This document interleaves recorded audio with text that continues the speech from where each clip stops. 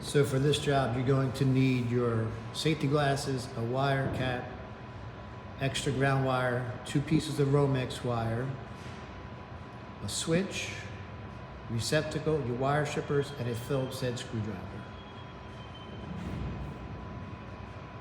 For your Romex wire, you're going to strip off the ends. So it's about that much length that you're going to strip off. Remember, do not squeeze the handle. Just turn the Romex wire around till it kind of creates a scratch on the wire. Start to bend it, and you'll see it will start to loosen up, and you'll be able to pull that off. Last thing you're doing is both ends of your Romex wires need to be stripped off, and the hot and neutral are looped.